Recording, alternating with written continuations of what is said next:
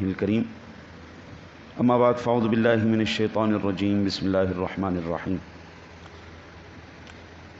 يا أيها الذين آمنوا لا تتخذوا الذين اتخذوا دينكم هزوا ولعبا من الذين أوتوا الكتاب من قبلكم والكفار أولياء واتقوا الله إن كنتم مؤمنين۔ اے ایمان والو، جنہوں نے تمہارے دین کو ہنسی اور کھیل بنا لیا ہے، اور وہ جو تم سے پہلے کتاب دیے گئے اور کافر، ان میں کسی کو اپنا دوست نہ بناؤ۔ اللہ سے ڈرتے رہو اگر ایمان رکھتے ہو۔ اس آیہ مبارکہ میں اللہ وحدہ لا شریک نے ان لوگوں کا ذکر فرمایا ہے جنہوں نے دین کو ہنسی اور کھیل بنا لیا، یعنی زبان سے تو وہ لوگ کہتے ہیں جی ہم مسلمان ہو گئے ہیں، لیکن دل میں ان کے اسلام کوئی نہیں۔ اس کو ہم کہتے ہیں نفاق یا منافقت۔ نفاق یا منافقت کی تعریف کیا ہے؟ زبان سے مسلمان کا ہونا دعویٰ کرنا اور دل میں اسلام سے انکار کرنا۔ نفاق اعتقادی اور زبان سے دل کا یکساں نہ ہونا نفاق عملی کہلاتا ہے۔ اور اسی مضمون کو اللہ وحدہ لا شریک نے قرآن پاک میں کئی مقامات پر ارشاد فرمایا ہے۔ ارشاد باری تعالیٰ ہے ان المنافقین یخادعون اللہ وهو خادعهم واذا قاموا الى الصلاة قاموا کسالى یراؤون الناس ولا یذکرون اللہ الا قلیلا۔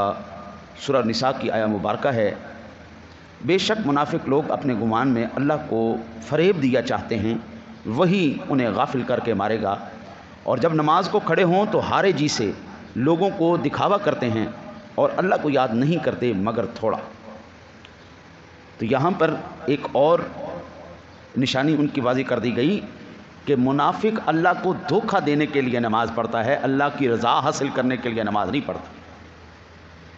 ہاں جی، آگے ایک مقام پر ارشاد فرمایا، یہ بھی سورۃ النساء ہی کی آیہ مبارکہ ہے، ان المنافقین فی الدرک الاسفل من النار ولن تجد لهم نصیرا۔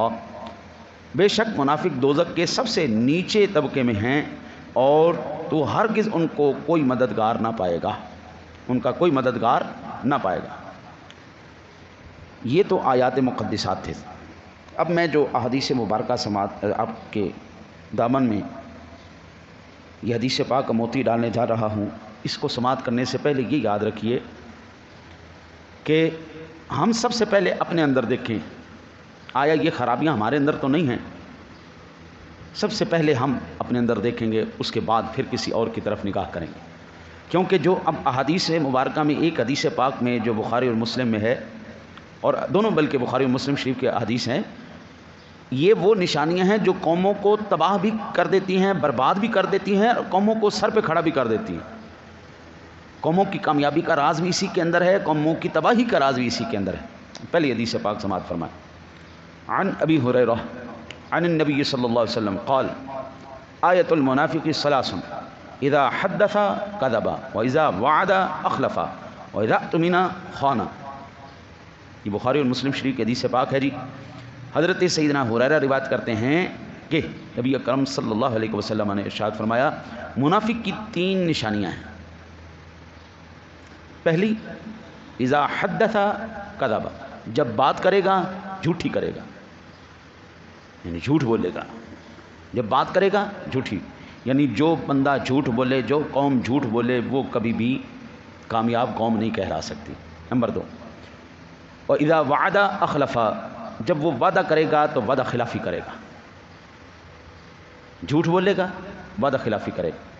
تیسری نشانی فرمائی، واذا اؤتمن خان، اور جب اس کے پاس امانت رکھی جائے گی تو خیانت کرے گا۔ اب یہ تین نشانیاں حضور نے بتائیں، جھوٹا، وعدہ خلاف اور خائن۔ اگر کسی نے ہمیں کوئی ذمہ داری دی ہے تو اس کی طرف سے ہمارے پاس امانت ہے۔ ہم نے جس کے ساتھ ایگریمنٹ کیا ہے، وعدہ کیا ہے کہ ہم یہ نوکری کر رہے ہیں جی، یہ ملازمت کر رہے ہیں، اس ملازمت کے دوران ہمارے جو ذمے یہ کام ہیں، ہم یہ آسن طریقے سے کریں گے، وہ اس نے ایک ایگریمنٹ کیا، ایک وعدہ کیا اور وہ پورا کیا تو سبحان اللہ، نہ کیا تو پھر اسی کیٹیگری کے اندر۔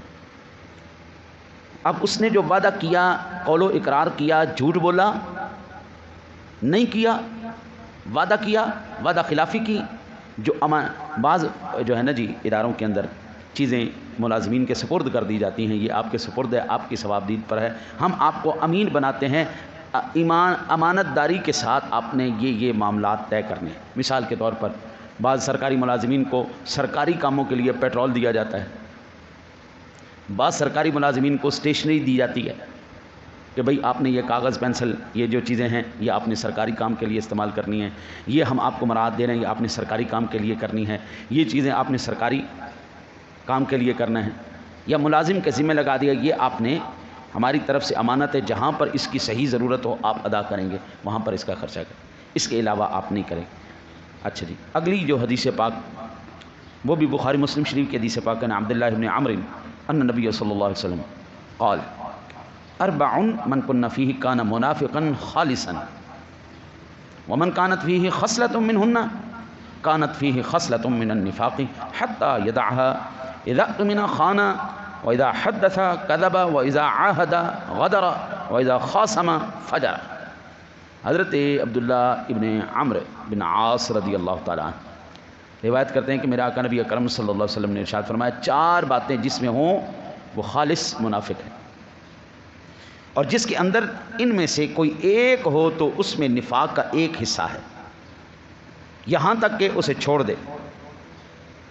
پہلا حضور نے فرمایا وَإِذَا اؤْتُمِنَ خَانَ، جب اس کے پاس امانت رکھی جائے امانت میں خیانت کرے، وَإِذَا حَدَّثَ كَذَبَ، اور جب بات کرے تو جھوٹ بولے، وَإِذَا عَاهَدَ غَدَرَ، اور جب وعدہ کرے وعدہ خلافی کرے، وَإِذَا خَاصَمَ فَجَرَ، تو جب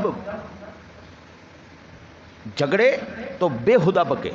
ہائے ہائے ہائے ہائے ہائے، اللہ اکبر، جھوٹا، وعدہ خلاف، امانت میں خیانت کرنے والا۔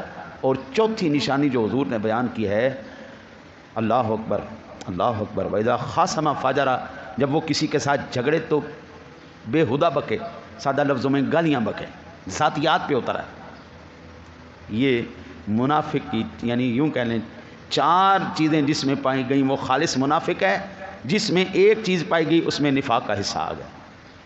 ہم جب جھگڑتے ہیں تو ہماری سٹارٹنگ ہی گالیوں سے ہوتی ہے سٹارٹنگ ہی گالیوں سے، تیری خیر ہو جائے، اور پھر ذاتیات پہ اترنا، اللہ بحیثیت قوم اگر ہم عوام سربراہان سب کو مکس کر کے دیکھیں، کیا پاکستانی سارے سچ بولتے ہیں؟ یا پاکستانی سارے جتنے بھی ہیں اس وقت وہ سارے کے سارے وعدہ کر کے وعدہ نبھاتے ہیں؟ یا پاکستانی سارے ایسے ہیں کہ جن کے پاس امانت رکھائی جائے تو وہ اس کی امانت کی حفاظت کرتے ہیں؟ یا پھر وہ سارے پاکستانی ایسے ہیں جب ان سے جھگڑتے ہیں تو پھر گالم گلوچ نہیں کرتے؟ اس کا مطلب ہے ہماری ڈائریکشن آؤٹ ہو چکی ہے۔ جو اللہ اور اس کے رسول نے ہمیں کہا تھا ہم نے وہ باتیں چھوڑ دیں، اور جس دن سے ہم نے اللہ اور اس کے رسول کی باتیں چھوڑی ہیں نا کہ بلا اس دن سے ہم ذلیل و رسوا ہو گئے۔ اللہ کی قسم یہ باتیں اگر ہم اپنا لیں، صرف چار باتیں ہیں نا جی، کوئی زیادہ حضور نے تو نہیں دیا نا، اللہ اور اس کے رسول نے زیادہ ہمیں کوئی نصاب تو نہیں دیا، چار باتیں: جھوٹ نہیں بولنا، وعدہ خلافی نہیں کرنی، امانت میں خیانت نہیں کرنی، جھگڑے میں گالی نہیں بکنی۔ اس لیے بندہ کسی کے ساتھ دشمنی بھی کرے نا تو خاندانی قسم کا دشمن ہونا چاہیے۔ دشمنی بھی بندہ کسی خاندانی سے کرے، وہ جب بھی جھگڑے گا وہ اپنے خاندان کا بھی لحاظ رکھے گا، وہ دوسرے کے خاندان کا بھی لحاظ رکھے گا، اور گھٹیا آدمی سے دشمنی بھی اور دوستی بھی دونوں ہی بندے کو برباد کر دیتے۔ میرے آقا نبی اکرم صلی اللہ علیہ وسلم کی ذات گرامی، یہ قرآن پاک کے اندر بے شمار مقامات پر آپ کو جو ہے مضمون مل جائے گا۔ آج میں چند اس آیہ مبارکہ کے ضمن میں چیزیں عرض کر دیتا ہوں، بلکہ آج اس کا آپ کے سامنے میں شان نزول عرض کر دیتا ہوں، کل اس پر مزید انشاءاللہ زندگی لی تو میں تفصیل کر دوں گا۔ رفاع بن زید اور سوید بن حارث یہ دونوں اظہار اسلام کے بعد منافق ہو گئے۔ بعض مسلمان ان سے محبت رکھتے تھے تو اللہ تعالیٰ نے یہ آیہ مبارکہ نازل فرمائی اور بتایا کہ زبان سے اسلام کا اظہار کرنا اور دل میں کفر چھپائے رکھنا دین کو ہنسی اور کھیل بنانا۔ یار وہ بڑی عجیب سی بات ہے، اگر ہم اپنی ذات کے اوپر دیکھیں نا جی تو دو چیزیں ایک فرض کفایہ. نماز ہم پر کیا ہے؟ فرض ہے. اور جنازہ ہم پر کیا ہے؟ فرض کفایہ ہے. فرض کے اندر جب ہم واجبات پڑھتے ہیں اس میں دعائے قنوت ہے نا جی، اور التحیات ہے. ہم اگر اجتماعی طور پر کسی دن 100 بندوں کو اکٹھا کر کے ان سے کہیں 2 چیزیں آپ سناتے جائیں اور ہم سے انعام حاصل کرتے جائیں، ایک التحیات سنا دیں، دوسری دعائے قنوت سنا دیں، تو کتنے لوگ انعام یافتہ ہوں گے؟ پھر اگر جنازے میں جو کھڑے ہوں اور جنازے کے اندر ہم ان سے کہیں جنازے کے فرائض بتا دیں، جنازے کے فرض کتنے اور جنازے کی دعا سنا دیں، یعنی دونوں مقامات پر اکثریت ہمیں فیل نظر آئے گی. نماز کے اندر ہم کس سے دھوکہ کر رہے ہیں؟ اللہ سے. نماز جنازہ میں ہم کس کے ساتھ غداری کر رہے ہیں؟ اللہ کے ساتھ. جو ہمارے سامنے وہ ایمان والا یا ایمان والی پڑی ہوئی ہے اس کے ساتھ ہم غداری کرتے ہیں. اور یہ جو ہم غداری کرتے ہیں یا یہ جو چیز ہم کرتے ہیں، یہ صرف ہم دوسروں کے ساتھ نہیں کرتے، جب ہمارے آگے پڑے ہوتے ہیں ہم ان کے ساتھ بھی یہی سلوک کرتے ہیں. تو آج کی آیہ مبارکہ ہمیں کیا بتا رہی ہے؟ زبان اور دل ایک کر لو. زبان اور دل ایک کرو. دین کو ہنسی مذاق نہیں بناؤ. نام کے مسلمان کا لیبل نہیں لگانا. تیرا عمل بتائے تو مسلمان ہے، تیرا عمل بتائے مسلمان.